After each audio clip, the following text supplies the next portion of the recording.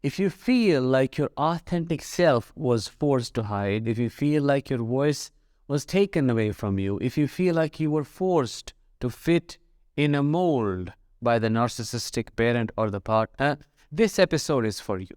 Hi, I am Danish, a narcissistic abuse recovery professional. In this episode, we are going to talk about and understand how a narcissist suppresses you and what its consequences are. If that sounds interesting and you are eager to learn more, please make sure to subscribe by pressing the subscribe button and push the bell icon to stay updated with everything latest that I post over here. Now, let's get started with a simple question.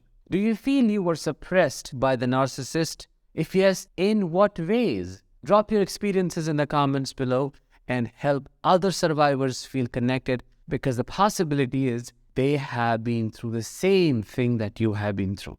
So let's connect in the comments and get started with understanding, the brief understanding of the dynamics of a narcissistic relationship. In a narcissistic relationship, you have to face a lot of adversity and stress. There is no other option but choosing to survive. You can't leave, you can't step out, you're stuck. So what do? You survive, which creates an overwhelming demand for your body and brain to adapt to the situation so that you do not die. As simple as that. Now that comes at a cost. You survive, but you survive by adapting in extreme ways. That means you alter your emotions, you change your thoughts, you change your belief system about yourself, the person that you're dealing with, and the world in general. You have to do that. How else would you be able to carry yourself the waves of abuse that you're constantly hit with? These changes make you a completely and an entirely different person than who you actually are. Let's understand it this way. If the narcissistic parent or the partner was punitive, aggressive, very rigid, very cold, very callous, if they saw emotions as a form of weakness, you started suppressing your emotions, because every single time you brought up an emotion and you expressed it in front of them, you were punished, you were shamed, you were humiliated,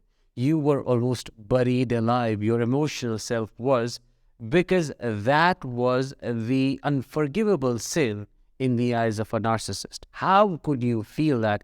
Because that reminds them of their own rottenness they don't want to face. So you had to shun your emotional self and become this stoic person who doesn't feel anything at all. If there were bullies around you, let's say your siblings who were the enablers of the narcissist, you had to hide yourself from them as well, because they shamed you. They called you weird for being unique in your own way, for being your authentic self. Whenever you tried to express your likes and dislikes, whenever you brought up your desires, your wishes, you were shamed and belittled because that was weird.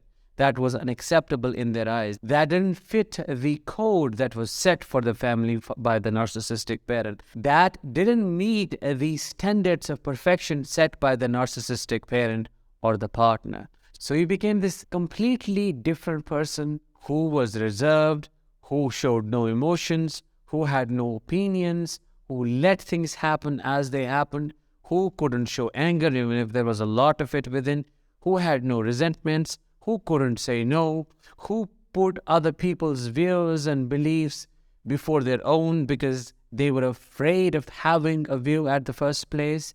You became shy, you became introverted. While introversion in itself is a personality trait, but in trauma survivors, in my opinion, it is a defense mechanism. So your true self was probably expressive. It wanted to be seen, it wanted to be loved, but because of the way you were treated in your primary environment, the way you were treated by your partner, you hid that. As an adult, you're not open because you were never allowed to be open. Maybe you're not expressive because you never were allowed to be expressive. Expression of any kind was seen as a form of weirdness, something that was not acceptable in your family. How would you be vulnerable? Because vulnerability was never a possibility back then in the environment when you were a child or with a partner that you spent so many years with. In a nutshell, I would say narcissists change your personality drastically, which is why many of us as survivors do not recognize ourselves or feel like there is something in there that is missing, a sense of emptiness. And the reason is we are disconnected from our true self. We were forced to stay away from our true self because being our true self would have meant not being able to survive or going through a lot more pain than what we have already been through. That was it for today's episode. If you found it insightful, please let me know in the comments. Drop a like, share this episode with others. I'll talk with you in the next one. Until then, let the healing begin.